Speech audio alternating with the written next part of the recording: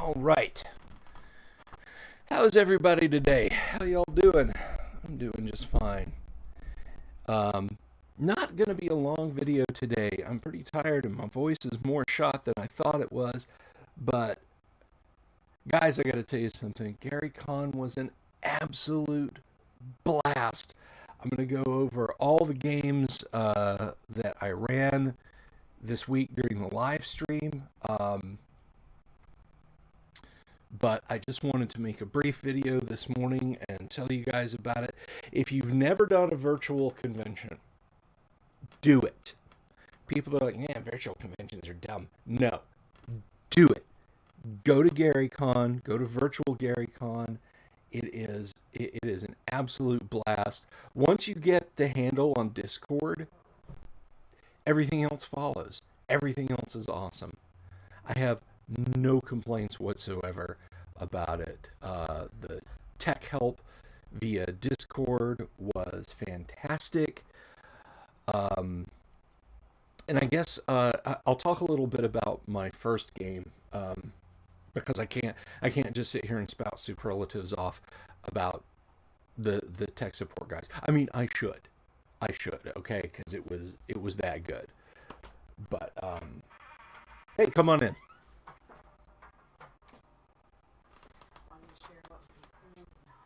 All right, thank you. Hey, Coke is it? The missus just got back from having her first round of injections. Come on over and say hi, baby. Say hi to the streaming audience. It's fine. It's fine. Ain't nothing I can't fix with a little bit of glue and TLC. This is the missus. She got her injection today. Mm-hmm. And that's one of the nice things about a virtual con is, of course, I was right here at home. You know, I didn't have to. Now I gotta go flip it, and yeah, she's got to go to work. But anyway, part of my support crew this weekend. So I enjoy my cold drink. So Wednesday, I ran nothing. My days are messed up. Thursday night, I of course ran Operation X80, and I really wanted to keep that under my hat, which I should be wearing right now. My hat. I'm all colorful, man. I look like I could work at a theme park right here. But no. Thursday night was Operation X80, which was a Gamma World adventure. Now, a couple of things. I had never played First Edition Gamma World before. When I was a kid, I remember seeing Gamma World, and I know I've talked a lot about Gamma World, and I've done a review of it. Having GM'd it, having played it, it is superlative, man. It is really where it's at, and I can't say enough good about Gamma World. It's a phenomenal game. You know, it's changed over the years, and looking at it now, it's like the game looks like it's more directed at furries than than its original incarnation of super science and post-apocalyptic weirdness. But I got to tell you something. Having gone through the rules very carefully before I ran it, and having run the game, there are some powered armor shows, media, cartoons, what have you, on various types. There's SF3D, Machine and Krieger, Armor Trooper Dorvac, Appleseed, and of course on the western side, you know, you've got like Star Frontiers, you got Space Marines. Even though I didn't introduce those in the game on Thursday night, having played around with the rules, I can tell you the game, Gamma World First Edition, could be great for emulating that kind of playstyle because the game features a lot of powered armor, but it's not like, oh, I have armor on, I'm Superman. It's like, no, you can still get hit with a missile and it just jack you up. But I want to talk about my game and what went on in my game, and less, overview Gamma World. Get a little bit more of the black stuff. Hang on. But so Operation X80 had the characters all mutants of various type, including an 18-foot tall guy, um, who left their Outpost 66, which I based on a Phillips 66 gas station. Right, orange ball on the end of a tall mast with 66 on it. And the leader of the tribe, Steve the Technician, that's Steve the Technician, realized that food deliveries had not come from a distant town. So the party explored on foot. One of the characters, I think it was Tracy Lesch's character, nearly got eaten by a carnivorous root-like plant, but they saved him from that. I know there's a lot of sword play. They had slug throwers. I just gave them like 3 slug throwers with 10 rounds apiece, and they blasted holes in it and hacked it with their swords, and then got away. And they went on foot. Didn't have a lot of encounters until they got to a ruined building, and I rolled for what might be in the building, and there was some medical supplies, but there was also a vehicle parked in the lobby, an ancient vehicle, and it was in, and I rolled up condition, it was in excellent condition. So they took that, and I went through the whole schmear of technological rolls for players trying to figure out the controls, and they figured it out. So they had a car, and at that point they were able to drive from location to location. Their next encounter was a pure strain human, young woman, teenage girl, who had like just a whole lot of food with her and supplies, and like tried to run away from the party. I believe one of the characters used like mental abilities to calm her down so she wouldn't run away. And it was right about that time, as they're talking to her and she's being very shy and evasive, from the other direction comes a wheeled vehicle that's being driven by an Orlin, who are these tall, blue-skinned, two-headed, four-armed humanoids who they have an affinity for high tech. They're not particularly ugly or hideous looking, just 2 heads and 4 arms and blue skin. So the Orlin pulls up. The girl calms down immediately, and the Orlin's like, "Oh my gosh, you got lost out here on the highway. We've been looking for you, thank goodness." And she was like, "Yeah, thank goodness you guys found me." And the Orlin said, "Hey, why don't you come to our city and you can tell us about your situation looking for these missing food deliveries?" So they found a little town that was mostly populated by, at least visually, pure strain humans, with a small population of Orlin who seemed to administrate the functions of the town, and they were in the process of basically building a very high-tech enclave. Now, one thing I didn't tell the players at the time was, because we did, they elected not to pursue this, but the Orlin were, how shall I say, munificent overseers of the pure strain humans. They basically, their attitude towards the pure strain humans was, well, it's a big dangerous world and something terrible could happen to you guys out here, so we're just gonna keep y'all safe. And that involved manipulating their minds just a little bit to make them want to stay in the town and do as they're told. Now, it wasn't they weren't some like horrible mind slaves or anything, but if the party had pushed the issue, it would have become clear that it wasn't entirely 100% savory. Like if you think about the Tau in Warhammer 40K, that's how the Orlan were. But they did get some useful information from the Orlan, that while they were scouting to the west, they had, or no, to the north. Well, it doesn't really matter.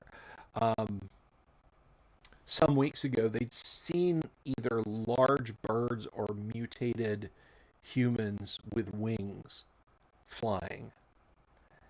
And so and it was in the direction of the town that they were traveling to that was supposed to be supplying the food to Outpost 66. So they they traveled there in that general direction, and they fought a herp that in fact dissolved one of the player characters with his acid spit. They were only able to kill it with pistol shots, and eventually a couple of characters with life leech surrounded it and drained its existence out. Um, but traveling a little bit further, they found what looked like a pure strain human woman, well, the body of a pure strain human woman, lying back against a rock. But on further inspection, they saw that she had great wings like a bird that were folded up behind her. Um, and she was wearing like all white clothing. And she had been shot directly through the heart, so they were like, well, what's going on here? And as they continued forward, and I missed a point that I'll come back to. As they continued forward, they found an empty bomb casing in a field, like in a crop field, because they were approaching the food supply town that Outpost 66 relied on. They found this empty bomb casing, and there were markings on it that they were able to read, and it said operation, or not operation, it said X80 on it in Roman numerals. The building where they'd found the car and the medical supplies many hundreds of miles away had the Roman numerals 80 on it. It was the lab where this chemical had been developed. But there were no people around. There were, however, a scattering of white feathers, so they couldn't really figure out what had happened, although they were beginning to piece it together. At that point, we were up against time, and folks wanted to continue, but it was like, it's a little late. We can't. So the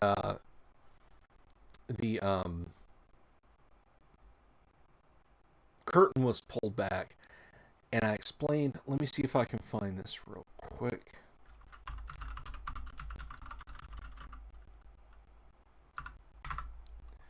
Now, I've mentioned this before. I'm gonna paste this in the chat for both streams.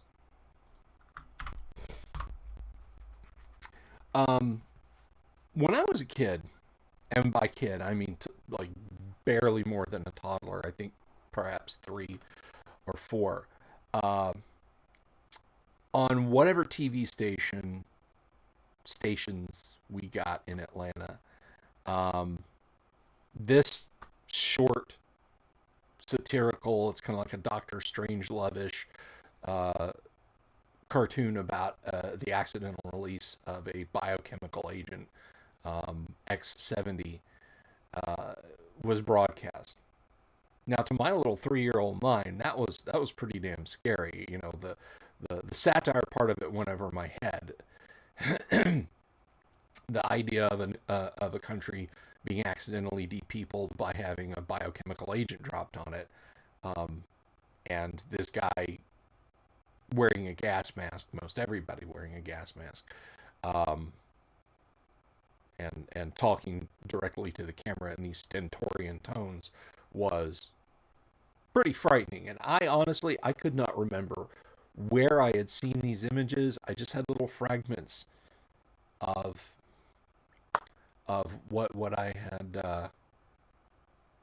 had seen stuck in my memory until about a year ago. I saw as somebody's user avatar on a web forum one of the characters in gas masks, and I was like, oh my god, that has to have been from it. I shared it here on Facebook, and somebody said, yeah, that's from this short film, Operation X-70. I found it on YouTube. I watched it, and I was like, that was the thing that mentally scarred me back when I was 2 or 3 years old. And Operation X-70, like it says on the tin, is about an accidental release of a biochemical weapon that, depending on what part of the world you're from, it can turn you like they mentioned in the short film. We tested this gas on Asiatic prisoners, basically Chinese or Japanese or whomever, and they basically became enlightened monks.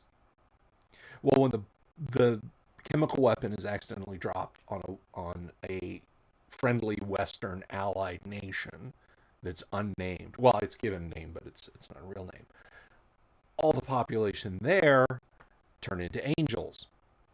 So how I incorporated this into Gamma World was that the Knights of Genetic Purity located a stash of missiles armed with X-80, and directly listed. And watching and misunderstanding the film Operation X-70, or at least the briefing in the beginning of Operation X-70, which the characters did not find. If they had searched the building more thoroughly, they would have found like the lab reports and stuff like that, and might have been able to dovetail the information together a little bit better. But I'm not faulting the players. I'm just saying that was information that they could have gotten. But they sent this, the Knights of Genetic Purity fired missiles. They found missile silos to put the missiles armed with the compound X-80 in, to fire at this village for a test, to essentially try and pacify the place. They figure, okay, anybody who's already mutated, this might turn back into human. Well, it just turned them into winged. It just turned them into winged beings, and they shot and killed one as they were moving up to see what happened at the village, but they were unable to find the rest because they'd all flown off. So that was Operation X-80 on Thursday. It seemed pretty well received. When you're running a sandbox world where parties can go anywhere and do anything, which was the case actually in 3 of the 5 games that I ran, and I'll explain those as the week goes on. It becomes a little bit, a little bit more interesting for the DM to have to gather and herd the players, but giving them a mission from the outset and them not dawdling too much, but sprinkling it with a few things that they can explore. It was really fun, and I think the players had a lot of fun. So yeah, they enjoyed themselves. Operation X-80, big success. I had a good group of players. Folks seemed really enthusiastic about it.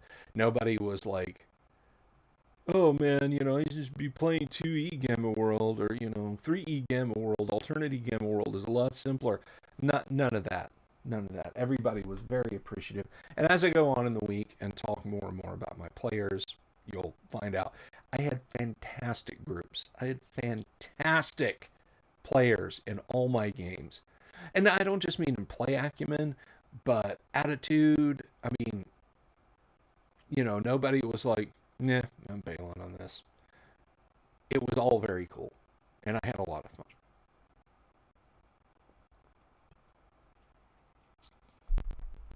But to go back to Gamma World for a little bit, yeah, Gamma World's going to join my list of active games that I suggest to people to play on game nights that we have free time. That is the thing that's going to happen. I thoroughly enjoyed it, and I do recommend that if you haven't done a virtual convention, that you give it a try. You absolutely give it a try. You should not feel like, well, I'm just going to sit around my house. I, for the longest time, thought that was the dumbest thing in the world, a virtual convention. Well, I can go on Roll20 and get on games. This was definitely a different vibe. Okay, having the centralized help system and different rooms and everything else on Discord, it was really awesome. Now, I had wanted to have a big setup of Dwarven Forge on the table for, pardon me, drinking that Coke too fast. Big setup of Dwarven Forge on the table for Lost Crypt. Lost Crypt, the map for Lost Crypt, I originally built by hand with Dwarven Forge. It was not like I drew the map and then later figured it out. I just started setting up pieces of Dwarven Forge to find out what would work the best, and I've got it. I've got enough Dwarven Forge. I didn't quite have enough space. I could have tried to have squeezed it on the table, but the biggest factor was, and this is my rant for the day, UPS has refused to deliver the base, the locking base for my camera boom because of inclement weather. Now, you may say, Bill, that's not right. You shouldn't gripe at them about that. But, now hear this. The boom is here in town. Okay? It is here in town, and they're saying it's delayed because of inclement weather. Folks, I live in Central Florida. Y'all remember that? Of course, y'all remember that polar vortex. It was Florida and the west coast of California, specifically around Southern California, that were the only places that were not frozen to death a month ago. Okay? There's no inclement weather here. It's high 70s, low 80s, and overcast today. They didn't bring me my shit because they didn't want it. And this is not the first time UPS has done that. I'm calling UPS out on this. Because there's a UPS distro center 2 miles from my house. And I have tracked packages to that point that have then taken days. It is literally just a matter of them not wanting to. Yeah, I don't want to fucking go into a residential neighborhood. Screw them. They'll get their stuff when they get their stuff. So yeah, inclement weather, my ass. So I wasn't able to have the Dwarven Forge set up for that reason, and also not quite having enough table space, although I would have crammed it on if I could have had the damn camera on time. So I'm a little pissed off about that. But that's not the con, and that's not the con's problem.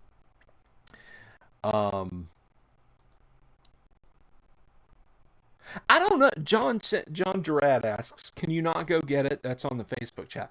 I don't know, John. I honestly, I don't know. I'm afraid right now if I go down there to get it, I'm gonna lose my temper.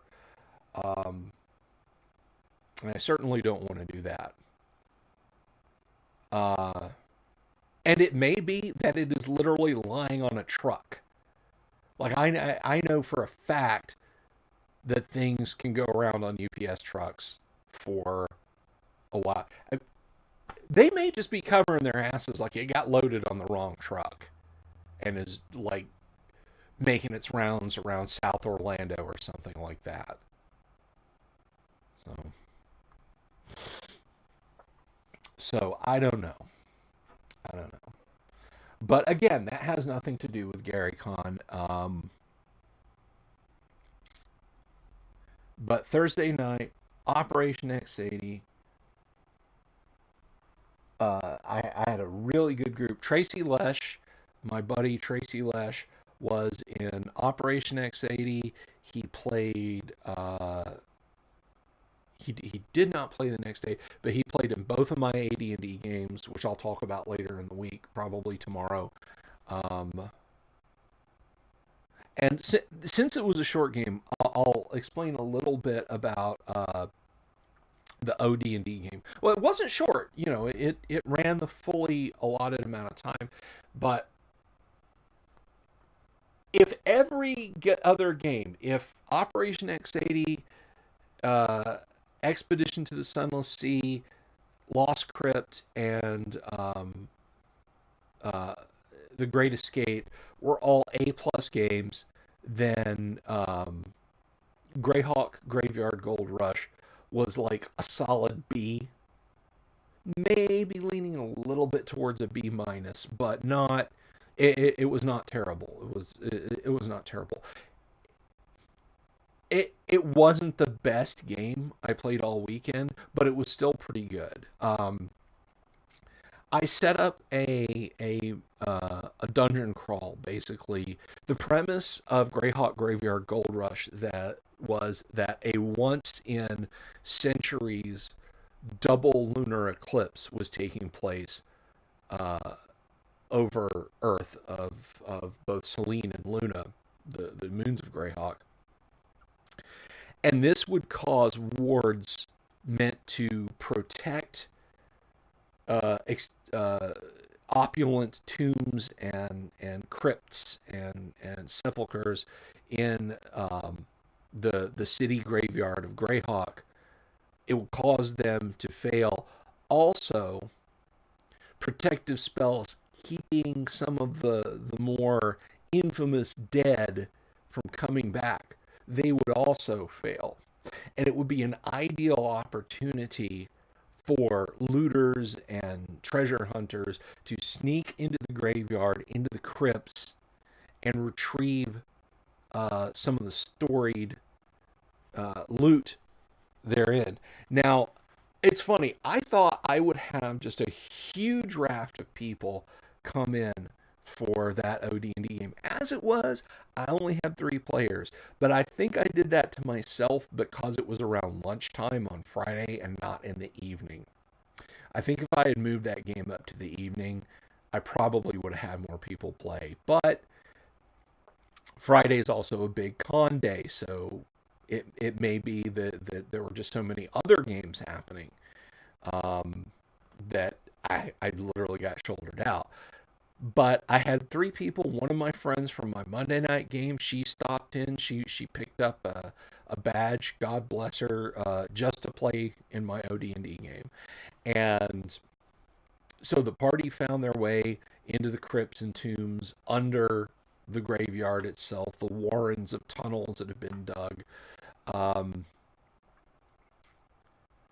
there was one room that they couldn't open that had a lot of undead that was going to have been fun. Low level undead. I basically when I had the characters, when I had the players, this is what I did for that game. All my other games had pre-gens. Which leads to a funny story. I may get to it today, I may not. It's getting a little late and I'm getting a little hungry for lunch. But but the group that got into the graveyard. I had everybody create their characters right then on the fly, and then I sent them a PDF. I just stuck it on the Discord channel there. Basically, a handout that was the equipment shopping list from original D&D. You know, just had that scanned in, which is, I'm trying to think here. I've got my one volume OD&D book here. I got this printed on Lulu. This is just all the PDFs in a single booklet. I dig it. But yeah, so actually it may not be in the books. It may just be the pull-out sheets.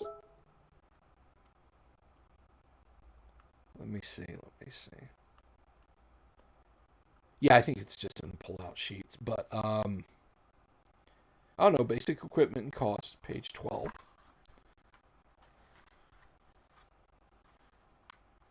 Maybe I was wrong. Oh no, it's page 15. I don't have my specs on. I can't quite see it. So yeah, I sent them this in the chat, and I said, okay, 3d6 down the line. You have 3d6 hit points. You fight as third level fighting men, and 3d6 times 10 gold to spend on treasure. Go. Or on equipment. Go. So they bought up all their equipment, and we jumped into the game. They explored underneath the graveyard. They didn't open the one room full of undead. The next room had a gray ooze that attacked them, but they were able to. They basically like got the hell out of there before the ooze could damage them more. It did smack one of the players around a little bit. They shut the door because ooze can't ooze through wood, fortunately. They went into the next room and they found a chest that they determined was probably trapped. They disarmed the trap, and because OD&D does not have thieves in it, I had the players tell me what they were doing to try and disarm the trap, which was a lot of fun. So they did that. They flipped the chest open. They found 20 bags, small bags of 50 pieces of silver each, a scroll tube that had cure light wounds and detect traps or find traps on it. And what else did they find? Was a cloak in there? Yeah. But they never used the cloak. They just took the cloak and stuck it in their equipment. But underneath all of this, they found a very nasty note from whoever was buried in that crypt to a family member of theirs, hoping that something awful happens to them. But underneath all that loot, they found the actual mechanical trap, and it was a giant spring-loaded boxing glove. I love hitting players with a giant spring-loaded boxing glove. I cannot stand how funny that is. That is a riot. Just, okay. Yeah, I think it's disarmed. We'll open it. Bang, just send them flying and do some damage too, and this nice cartoony boing sound as they get socked across the room. So they left that room. Oh, that room was trapped. That's right. The door itself was trapped, and it caused a deadfall of rubble to collapse on the players. So they got beaten up with that. But fortuitously, it blocked the hallway a little bit. Even though they were able to get in the room, it blocked the hallway because they went back to the intersection from where they found these doors. And as they're going along, a group of theurgists, basically a cult of magic users looking for magic loot, came marching along the other way according to the wandering monster table. And they had to clear the stuff out of the way before they could move further. So the party tipped their hat and slowly rode away. They went back to the four-way intersection where they turned right to go to these rooms. They went to the left, and on the left they found a room that had 5 exits from it, 2 on the right, 2 on the left, and 1 directly across from the hall they went in. They explored the 2 on the right. The first one on the right had some rather disreputable looking types in it who nonetheless were very forthcoming and bade them to stay, and in fact got a little insistent about it, but they were like, no, I think we'll be going. Well, before they could leave, this trio transmogrified into humanoid rats. There were lycanthropes. And they fought the party. Now, initially, the party didn't have any weapons. But then they realized, hey, wait a minute, we've got these silver coins, and our thief, well, our nimble-fingered fellow adventurer, she has a sling, so she starts slinging silver coins at him and doing damage with that, and the cleric grabs his silver holy symbol and starts using it like a dagger, and all weapons do 1d6 damage in OD&D. So eventually they were able to overcome them. Of the trio, the female were-rat lived just long enough to thank them for killing her, and one of them dove under a table, or a couch rather, and disappeared.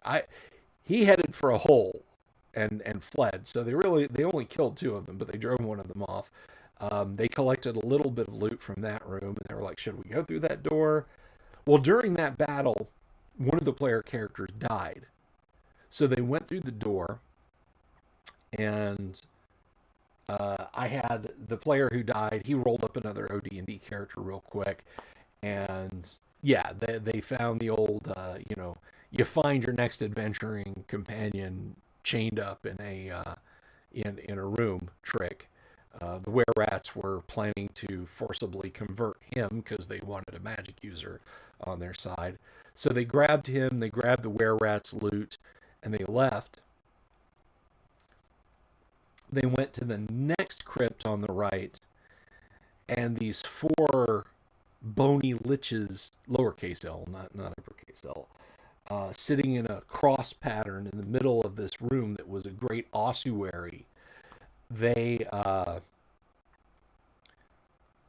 I just kind of came up with this bit of poetry off the top of my head, and they basically summoned the power of the dead into a golem made out of bones that proceeded to attack them. Well, the roguish player, she starts prying the gems out of the eyes of the of one of the 4 skeletons. They all had these gemstone eyes, and it starts yelling in agony and like hopping around in its seat, and then falls over dead after she pries the other eye out. And once the golem missed smashing them with its club and hit one of the skeletons, and one of the remaining one is, "Not me, you idiot! Them!" So then they realized, hey, you can call this thing off, or we can pry out all the gems and smash you guys to flinders. So they called the golem off, opened the door, bade them leave, slammed the door behind them. Oh, that was it. Yeah, they magically sealed the door once the characters came in and started fiddling with the skeletons. So at that point, they were like, well, the Theurgist could show up at any minute. We have thousands of gold pieces worth of gems that we can now squander. It's going to be dawn any time now, and all the wards are going to click back in place. We just got to leave. So rather than explore the other doors, they headed back out, because it was getting a little late at that point anyway. And they got back to the intersection. They had thrown a torch down the hallway, down the northern passage that they hadn't explored but a little bit, and they noticed that basically it was rusty sheet metal. The hall was circular and lined with rusty sheet metal.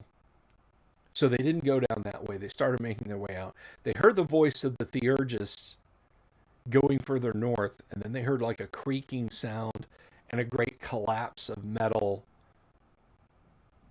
echoing throughout the caverns. Now, what I had planned there was that basically if they had gone forward, they would have realized that this was a great rusty iron drain pipe made out of sheets of iron metal beaten together, welded, riveted, whatever, but had crumbled and corroded over time. So they might have, they would have had to have figured out, like, one person at a time goes across this thing, and you'd see like gaps in the floor some great huge distance down, as there's a large central drainage cistern to keep the graves from flooding, as Greyhawk is of course on a river, but many feet down, maybe 50, 60, 70 feet deep. And the Thea are just not realizing this. They just marched like ants all into the tunnel and caused it to collapse. So the party was like, and we're out. So they leave. Just as the eclipse is ending, they can see like little groups of adventurers fleeing tombs and being pursued by the undead, and some of them getting grabbed and dragged back into tombs, and groups of guards saving and arresting other adventurers. So they were like, yeah, we're close enough to the wall. We're just going to slip out of the graveyard here, and that's it. So that was the end of Greyhawk Graveyard Gold Rush, and that was basically kind of the start of GaryCon. So again, it was a stone groove, 2 days, tons of fun. I have absolutely no complaints about playing a virtual con, and I will definitely do it again. We're going to have mail call. I don't know if it's going to be, I don't know if I'm going to want to wait till next Monday, but we do have a mail call coming up.